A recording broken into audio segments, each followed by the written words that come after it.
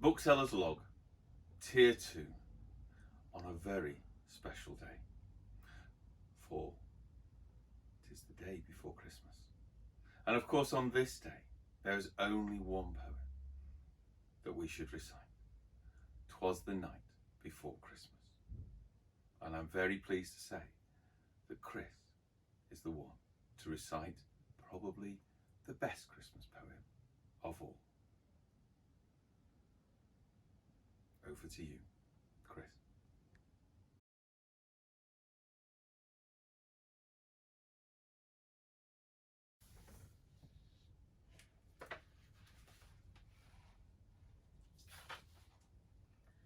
"'Twas the night before Christmas, when all through the house not a creature was stirring, not even a mouse. The stockings were hung by the chimney with care, in hopes that St. Nicholas soon would be there. The children were nestled all snug in their beds, while visions of sugar plums danced in their heads. And Mamma in her kerchief, and I in my cap, had just settled our brains for a long winter's nap, when out on the lawn there arose such a clatter, I sprang from my bed to see what was the matter. Away to the window I flew like a flash, tore open the shutters and threw up the sash. The moon on the breast of the new-fallen snow gave a lustre of midday to objects below, when what to my wondering eye should appear but a miniature sleigh and 8 tiny reindeer, with a little old driver so lively and quick, I knew in a moment it must be St. Nick. More rapid than eagles his coursers they came, and he whistled and shouted and called them by name. Now Dasher, now Dancer, now Prancer and Vixen, on Comet, on Cupid, on Donner and Blitzen, to the top of the porch, to the top of the wall, now dash away, dash away, dash away all.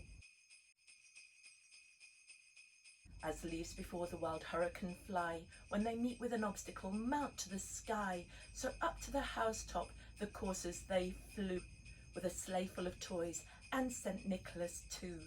And then in a twinkling I heard on the roof the prancing and pawing of each little hoof.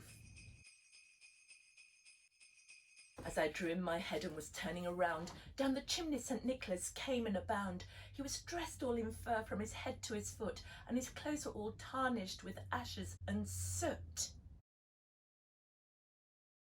A bundle of toys he had flung on his back, and he looked like a peddler just opening his sack.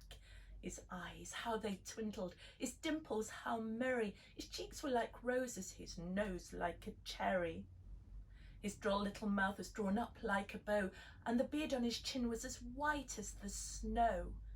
The stump of a pipe he held tight in his teeth, and the smoke it encircled his head like a wreath. He had a broad head and a little round belly that shook when he laughed like a bowl full of jelly.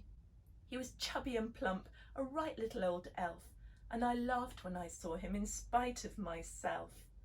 A wink of his eye and a nod of his head soon had me to know I had nothing to dread. He spoke not a word, but went straight to his work, and filled all the stockings, then turned with a jerk, and laying a finger aside of his nose, and giving a nod, up the chimney he rose. He sprang to his sleigh, to his team gave a whistle, and off they all flew like the down of a thistle. But I heard him exclaim, ere he drove out of sight, "Happy Christmas to all, and to all a good night." Happy Christmas, East Grinstead. Good night.